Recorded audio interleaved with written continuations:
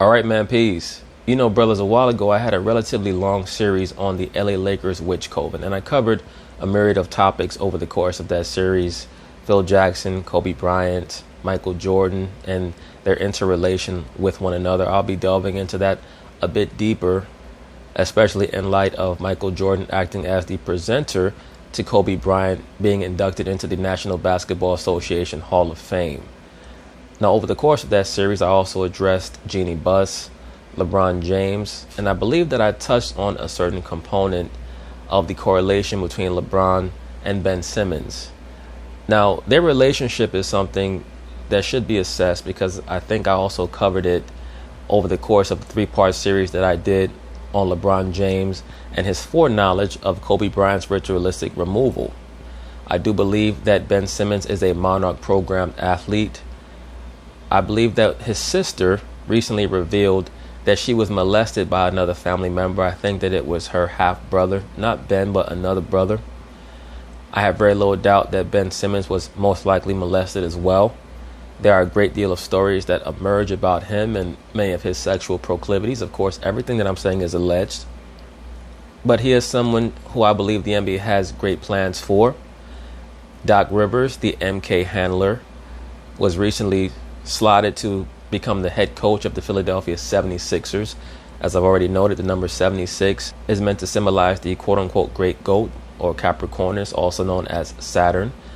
And that is what the moniker of the Philadelphia basketball team represents, that they are the highest level Masons. For those of you who don't know, Philadelphia, or the city of brotherly love, is a very high level Masonic city. And in my view, not only Ben Simmons, but also Joel Embiid are Monarch programmed athletes. But just to get to the point of this video, Ben Simmons has been doing a lot of talking, a lot of reckless talking about what he believes his team is going to do. Now, there's great power in the tongue to bring about not only the destruction of your adversary, but also the destruction of yourself.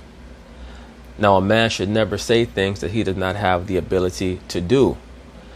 And as the great Michael Jordan has always stated, it's not about who talks the most trash, it's about who can back it up. So will the Philadelphia 76ers be able to back up their trash talk over the course of the playoffs this year? We'll see. We'll see. I do believe that the NBA would not mind them knocking off the Brooklyn Nets because, as I've stated in other videos, the Brooklyn Nets, for all intents and purposes, are persona non grata. I think that in order for the NBA to believe that their golden boy LeBron James has his best opportunity to win another championship, they would prefer that the LA Lakers square off against the Philadelphia 76ers in the finals rather than the Brooklyn Nets. But we'll see what happens. Or maybe it'll just be a ritual to denote the transition of power from LeBron James over to the highest level Masonic city in the Eastern Conference, that being the Philadelphia 76ers, and the exaltation, the elevation, finally, of one Mr. Ben Simmons. We'll see. There are a lot of different script options that the NBA has right now. So Mr. Ben Simmons, he sat down with Rachel Nichols, who herself is a high-level witch and a handler within the sports entertainment world. If you brothers pay very close attention, she likes to wear a necklace with the crescent moon charm on it.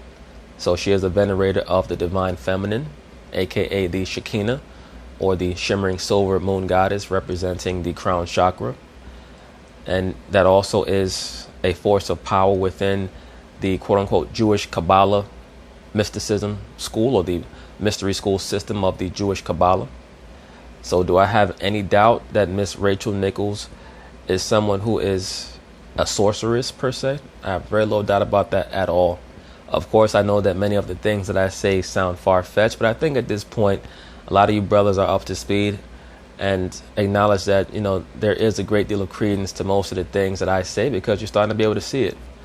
So, of course, they're going to talk about it. I'm going to chime in. I recently sat down with Sixers guard Ben Simmons, and he... Now, brothers, I stated this before. No, before we start this interview, I just want to focus on something. The NBA is going to try to build up this rivalry, this three-way rivalry over the course of the next 10 years between Luka Doncic, Ja Morant, and also Zion Williamson. You see how they have their photos framed with Luka appearing to look at Ja and Ja appearing to look at Luka.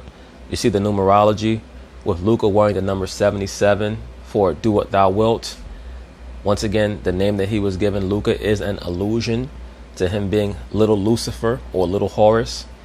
That's why he has the tattoo of the pyramid on, I believe, his left forearm, and right above it is the eagle for the Shekinah, or the great goddess. And also Mr. Ja Morant, who was twinned with Zion Williamson, Ja or Yah, and Zion. And Ja, of course, wears the number 12. So it's just something to watch. And also we can see that Luke plays for the Mavericks. That moniker Maverick, talking about the horned god. And interestingly enough, if you pay very close attention, you look at the emblem of the Dallas Mavericks. It's a white horse. The moon goddess rode upon the white horse. And basically that white horse emblem for the Mavericks is a stylized crescent moon. Do you see that? It's a crescent moon there. And for the Memphis Grizzlies, they have a blue bear there. So they might know a lot about, or have an understanding about, the correlation between the quote-unquote blue man and the so-called black man. A lot of these teams, when they have stylized animals representing their team, it's in blue, because they know the association between the color blue and royalty or rulership. And as we've already assessed in other videos or other video series, blue basically is a metaphor for the so-called black man. Sixers guard Ben Simmons, and he and I discussed the team's battle for the number 1 seed in the East, his reaction to being mentioned in trade talks, why he feels he deserves to win the Defensive Player of the Year award. Yeah, you're going to want to listen to this. For us, everybody's going to feed up what we do, so we have to set the tone. So you guys have spent a few weeks now in a pretty intense battle for the number 1 seed in the East. Wednesday's game against Brooklyn is going to go a long way to determining tiebreakers and the eventual standings. What is it like for you when the stakes are juiced like that? This is a very important year for the 76ers. They had a great introduction into the playoffs a couple of years ago. I'm trying to remember who they beat in the first round. I think that it was the Miami Heat that they beat in the first round a couple of years ago. And then they lost in the second round. I can't quite remember who they lost to. It may have been Milwaukee. They lost in the second round a couple of years ago. And then, of course, they also lost to Toronto with Kawhi hitting that game-winning shot in Game 7. That may have been the same year. But no, as a matter of fact, it wasn't. It was the year before that Philadelphia beat Miami in the first round. And then they lost to a team in the second round. I'm not quite sure who it was. I can't quite remember who it was that they lost to. But then they came back the next year, and they got past the first round, lost to Toronto in the second round when Kawhi Leonard hit that game-winning shot. And they've been unable to really, let their tree blossom. And that was the main reason why they brought in Doc Rivers, because they've made such an investment with this, the process, corporate paradigm or corporate structure of building up their talent, knowing that their 2 top prospects or their 2 top assets were Monarch controlled. They know what the potential is. So they said, let's bring in a top shelf handler and see if we can get something out of them before we just give up. You just can't give up on Monarch program sports athletes like this, because, they can do almost superhuman things once they have the right handler. And I do believe that they have asserted that Doc Rivers is that person. And of course, Doc came on to coach the 76ers and brought someone from a familial bloodline of mind control, that being Seth Curry, with him.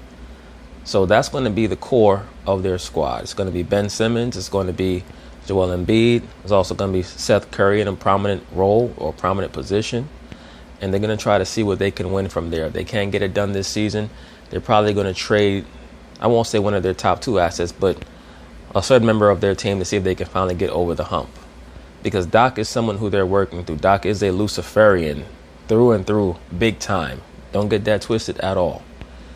If you remember when he got signed by the 76ers, I think that someone said, we're not going to call him Doc, we're going to call him Glenn. I think he may have been the one to say that, because the 76ers are known for having the famous Dr. J there. Dr. J was also a high-level Mason. I'm not quite sure if he was a Monarch athlete, but in Dr. J's bio, his younger brother died at a young age.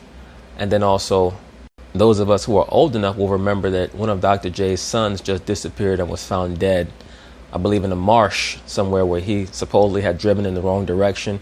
Very similar to the Michael Jordan storyline. It makes us really fight, every game. Every game is important for us. And whenever you can play at home, especially, playing in Philadelphia, we typically have a great home record. So we want that number one seed. We want to be able to, play at home and, have those few games to, start off. There's been some fan backlash against the amount of talent assembled in Brooklyn. When you look at that, what do you think? There's one ball. There's one ball, and you have to play defense still. So, That's something that you say when you at the very least have advanced to the Eastern Conference Finals or to the finals or have actually won a championship. Like, you need to win championships before you start talking about players who've won championships or who have gotten to the Eastern Conference Finals or the Western Conference Finals or something of that sort, which is what Kyrie Irving, KD, and James Harden have done. So it's not like these are just, three shot jackers who've never won anything. That's what I mean when I talk about the power of the tongue. I take pride in playing defense. I know, if I'm able to get stops and give guys a hard time. You're a great defensive player, bro, but you're not going to be able to stop any one of those guys. You won't be able to stop James Harden, Kevin Durant, or Kyrie Irving one-on-one consistently. You'll have your share of successes, but those guys are just too good. Doing their job. Now, all that being said, do I believe that the Nets will definitely beat the 76ers? Yes, if they themselves are playing defense, they should beat the 76ers. But if they show that they're not tied in as a unit on defense, the Sixers will probably beat them because they're going to be dominant inside with Embiid. So one of the most important parts of the game plan, in my view, is that James Harden is going to have to offset Joel Embiid on the free throw line. If Embiid is getting to the free throw line and taking 14 to 16 free throws a game, which is a very good possibility in a playoff series against the Nets, James Harden's going to have to be matching him in free throw attempts in that series. We're going to be able to go further. They have a lot of talent, but at the same time, you got to play together. It's a team game. You guys are no slouch in the talent department either, but you've had talent on this team for a while. What is it about the way that talent is clicking this season that has you right at the top of the Eastern Conference? One of the main things is that Ben Simmons and Joel Embiid have matured to the point where they're no longer fighting over whose team it is. I think that Ben Simmons has accepted that he's never going to be considered the alpha on that team. And now that he's accepted that, it's allowed him to become a better player because he has accepted his role more, and he's also accepted that as the point guard, he should take great gratification and great joy in seeing Joel Embiid become the best version of himself. And when that happens, the team has a greater chance of winning. And I also think that there's a direct correlation between their maturation and the arrival of Doc Rivers, because it was very obvious that no one on the team respected Brett Brown as the head coach. So all these things are starting to come together and conjoin, and it's at the right time because the Sixers they're in the midst of their sweet spot when it comes to potentially winning a championship. They have everything that they need. They have the veterans in Seth Curry and Danny Green. They have the younger players, Shake Milton. They have the players who are ready, who've had playoff experience, who are still young, but also the quote-unquote alphas on the team in Ben Simmons and Joel Embiid. They might need a tad bit more when it comes to scoring on the wing, but just a tad. I mean, other than that, they have everything they need to potentially win a championship. Now, will it be enough to offset three all-time great players in Kyrie, Kevin, and James? We'll find out. Really coming together this year, with Joe and all the addition with Dwight, Danny, Seth, Tobias has been great. And having those vets, I think when Danny and Dwight coming in, they've shared a lot of their experiences, and they really believe in this team. And it's coming from two guys who just won a championship and have been there, so that's positive for us. And then also Doc coming in, Doc's been great, holding everybody accountable, which is huge for this team. Now Ben Simmons snuck in that Doc Rivers is holding everyone accountable. That's why there's so much more order, because there's no favoritism being utilized in the locker room. I think that what Ben is alluding to is that Doc is holding Joel accountable as well as himself. And training camp this year about that accountability factor being so important. What did you feel this team needed in terms of being held more accountable, and how has that happened this year? It's about, staying focused, and not getting, caught up in all the stuff going on around on the outside. We have to stay locked in, and we have to know, it's hard to win. I've been there. I've been, that one shot with Kawhi against the Raptors. That was tough, but that was an experience where it made me think, it's not easy to win, especially. That was one of the better 7-game series that I've seen, particularly in the second round. That Toronto versus Philadelphia 76ers series is one of the better series that I've seen. When it comes to playoffs. The irony, of course, of comparing you guys to Brooklyn is that Philadelphia was the other team in the James Harden trade talks, and your name reportedly came up in those talks. What did you think at the time, and did anyone in the front office talk to you about it? Yeah, I definitely spoke to people around. They told me I wasn't going anywhere. It's a tough time, but at the same time, it is business, and I'm still trying to win regardless of where I go.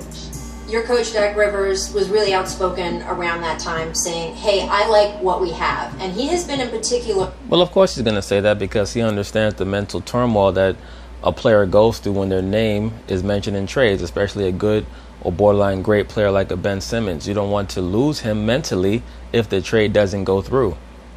Really big supporter of you and your game, and really leaning into what you can do instead of highlighting in any way what they want you to get, quote, better at. What has that meant to you? It means a lot. I believe my ability to make this team better and help win a championship, and I think we have the pieces to do it. Ben is one of the few players in the NBA who gives Luka problems because of his length, his height, his stature, his defensive fundamentals, and he knows how to shade Luka. He makes Luka drive right or just remain stationary. He does not let Luka do what Luka oftentimes wants to do, which is drive left and then step back. Yeah, I've experienced playing against those teams and playing the top tier teams, so I think we do have what it takes to be the champions. I do want to talk about your time at home because you were put into quarantine for a week right before the All-Star game. What was that like to fly down to Atlanta, feel like you're going to be in an All-Star game, and then not so much? It was stressful. It wasn't good for my mental, definitely not. For me, I think the one thing was stay off social media. I feel like when you're... I don't know why more of those guys don't do that. These guys stay on social media all day, and they inflict all of this information overload on themselves with the opinions of so many people who don't fucking matter. Like, why? I have no idea why they do that shit for. I mean, not even a little bit would I give a fuck about what anybody else thinks. When you got too much time in your hands and you're on social media reading into things, that doesn't help. For me, I was just trying to stay fit, work out, and be ready to come back to my team. All right, let's get back to your coach, Doc Rivers, because he came on the jump and he made a serious case for you as Defensive Player of the Year. Ben is a lot. To me, he guards every position. He literally at times swallows players, and I've not Pause. seen that. Do you agree with him? Definitely, 100%. I'm one of those. All jokes aside, though, that's great coaching by Doc. Doc has basically, most likely anyway, told Ben that what we're going to need from you is to distribute the basketball, lock down your defender, and help other players lock down their defender.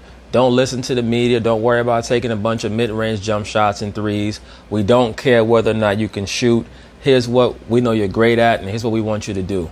Focus on what you're great at and what you're confident in. We can guard 1 through 5. Obviously, there's a lot of respect for Rudy. I know what he's capable of. I know, he's great down there in the paint, but he's not guarding everybody.